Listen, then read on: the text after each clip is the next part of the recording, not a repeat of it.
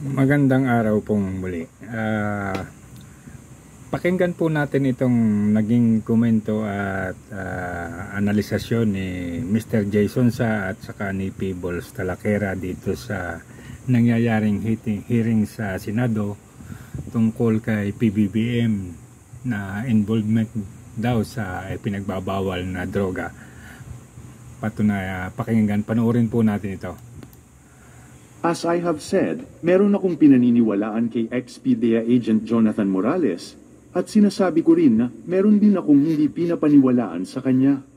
Kaya nga tayo naghe-hearing dito para i-validate natin yung mga pinagsasabi niya. At rest assured na hindi madi-diminish yung ating reputasyon just because of entertaining Agent Jonathan Morales. Please magtiwala lang kayo sa akin and I will do my best na hindi tayo mapapahiya dito. Yung institusyon ng ating Senado ay hindi mapapahiya dahil sa ginagawa kong hearing. Ito ang sinabi ni Senator Bato sa mga kapwa mambabatas noong Lunes, 13 ng Mayo, 2024, sa ikatlong Senate Committee on Public Order and Dangerous Drugs Inquiry sa umano'y PDEA leaks. Ito ay matapos na magpahayag si Senate President Migs Zubiri na tila gusto na nitong ipahinto ang nasabing Senate hearing dahil wala naman daw mga ebidensyang pinapakita si Morales at nakukumpromiso lamang ang kredibilidad ng Senado. Isa pang partikular na gustong ipahinto na ang Senate inquiry na ito ay si Senator Jenggoy Estrada na tila ba may kinatatakutan nitong ipatawag na tao sa susunod na Senate hearing.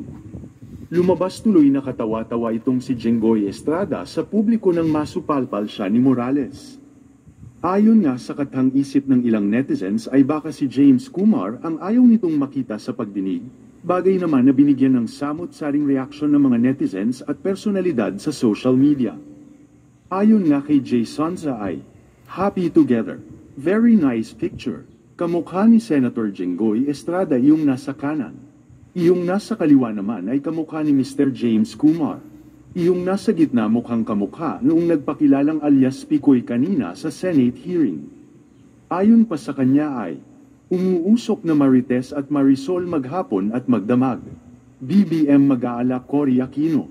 Umugong kahapon ng bali-balita na balak ni Bongbong Marcos na kasuhan si Jonathan Morales."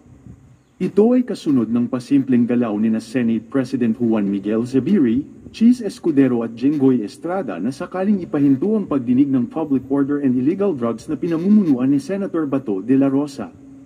Inamin ni Zubiri na galit na sa kanya ang grupo ni President Marcos dahil sa hearing sa Senado tungkol sa singkutan ng cocaine sa Rockwell noong 2012.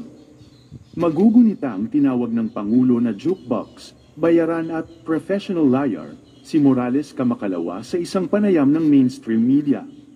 Si Peebles Talakera ay nagbigay din ng kanyang komento dahil aniya kandara pa ang kampo ni Jenggoy Estrada na mag-delete ng mga komento mula sa mga netizens laban sa kanya. Jenggoy Estrada, pakisabi naman sa moderator mo walang burahan ng comments. Ayon pa sa kanya ay, "I-character assassination mo si Agent Morales, gawin mo ang lahat para hindi siya paniwalaan ng mga tao. Sirain mo siya, kapag nagawa mo yan, aayusin ko ang kaso mo, lam. Kathang-isip ko lang ito, pero malay mo magkatotoo." So yan po yung naging komento ni Jason Sa, Mr. Jason Sa at saka ni Peebles Talakera doon sa nangyayaring hearing. At sila rin po ay napupunan na medyo hindi magandang mga senaryo. At itong pasimpleng ang galaw nitong sina Senator Estrada at saka si Escudero, na isa pa itong si Miguel Zubiri na inamin nga na medyo hindi na raw natutuwa sa kanya yung grupo ng Marcos. Mukhang orchestrated talaga. At itong matindi itong kay Senator Estrada kasi bulgaran at talagang makikita mo sa kanya yung intention niyang sirain yung pagkatao ng resource person si Jonathan Morales. Kapag po ating titingnan at babalikan yung mga nangyari dun sa mga hearing tungkol dito sa sinasabing singhutan ng droga sa Rockwell noon at sa pagkaka-involve ni Mr. Bongbong Marcos o President Marcos, mukhang dun pa lang sa unang araw ng hearing makikita na natin kung paano nagkandara pa yung PIDEA, kung paano sila magkabulol-bulol at magkabuhol-buhol yung kanilang mga depensa patungkol doon sa kumalat na dokumento ni Jonathan Morales na inilabas ni Miss Maharlika sa kanyang vlogger. So doon pa lang po kitang-kita na natin kung paano sila magtahi-tahi ng paliwanag at lumalabas talaga na kasinungalingan. At isa pa, naglabasan din yung mga bahid ng hindi magandang nangyayari sa loob ng PIDEA. Noon namang pangalawang araw ng investigasyon, hindi man inamin ni Maricel Soriano na siya ay involved dun sa droga, pero maliwanag, inamin niya sa kanya yung unit na nandoon sa dokumentong ginawa ni Morales na plano sanang i-raid na ipinatigil lang ni Paquito Ochoa. So makikita na po natin yung pagkakaugnay-ugnay nung nasa dokumento at yung sinasabi ni Morales. Nito namang pangatlong hearing,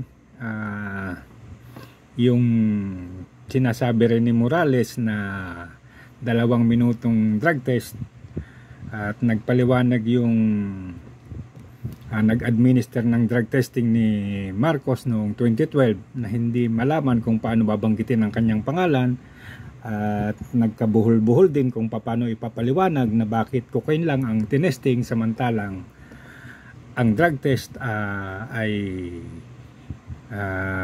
kung tutuusin ay primary na kailangan na pang nagpa-drug test ka ay lahat ng klase ng illegal na droga ay matesting sa'yo. Kumbaga, hindi mo pwedeng sabihin na ito lang ang itesting nyo sa akin kasi ito lang yung gusto ko. Pero sa kaso po ni Marcos, cocaine lang ang naipatest at hindi na na-testing yung ibang droga na ayon sa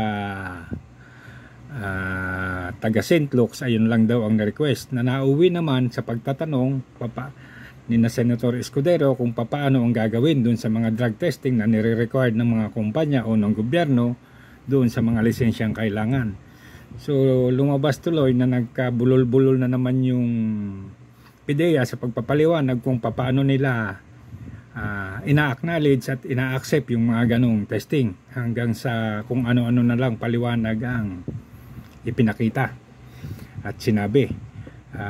Tapos lumabas naman itong si Bicoy na yung video raw na nakuna ng CCTV ni Jonathan Morales ay katang-isip niya lang, at yung pagtawag niya, yung mga sinabi niya kay doon sa kay, hindi ko matandaan ang pangalan, kay Romy, na yun ay katang-isip niya lang. Pero kung pagmamasdan niyo siya habang nagsasalita, makikita mo kung paano may gumagalaw sa likuran niya, kung paano siya binibigyan ng direksyon. At base nga po dito sa litratong ipinakita ngayon ni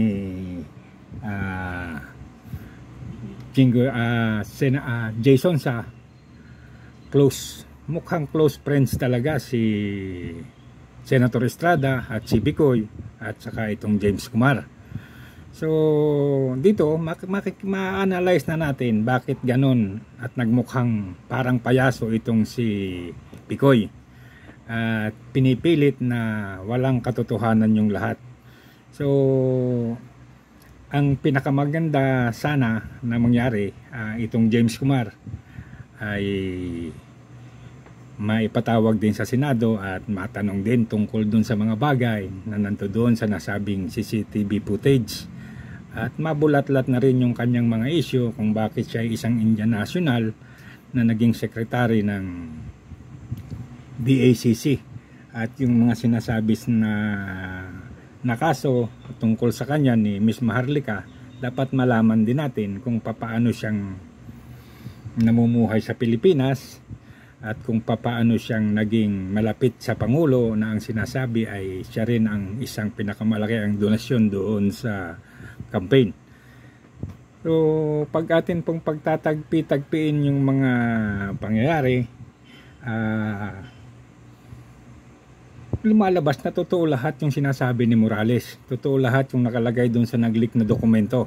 Kasi kung hindi totoo yun, hindi aabot sa ganito na may gagawa ng mga paraan kung paano siya patahimikin, kung paano siya sisirain. At dangan na nga lamang at itong mga gumagalaw ay medyo nagiging reckless at nahuhuli sa sarili nilang galaw at sa sarili nilang salita. Kamukha nitong si Senator Estrada, naturuan tuloy siya ni Jonathan Morales kung paano ang tamang proseso ng pag-iimbestiga at kung paano dapat tinatratuhin ang taong iniimbestigahan. Kung tutuusin po kasi, si Morales ay hindi naman akusado. Siya po ay resource person na magpapatunay doon sa kumalat na dokumento ng PDEA. Yun po yung lumabas sa vlog ni Miss Maharlika. So dito po kitang-kita na mayroon talagang mga nasa likod ng mga taong gustong sumira kay Jonathan Morales at ang intention nila talaga ay pawalang saysay o sabihing walang kwenta ang tao na ito. Pero malayo na po ang narating ng investigasyon. Hindi man nakakuha pa ng konkretong ebidensya si Senator Bato kasi yung sinasabing mga picture hanggang ngayon hindi pa lumalabas, pero maliwanag na po ito sa pananaw ng mga tao at sa tingin ng mga nakakakita ng investigasyon o nakakasunod doon sa ginagawang investigasyon. Maliwanag na po na may katotohanan yung papel na kumalat na galing sa PDEA na nagsasabing si Mr. Marcos ay involved sa droga. Hanggang dito na lamang po muli at maraming pong salamat.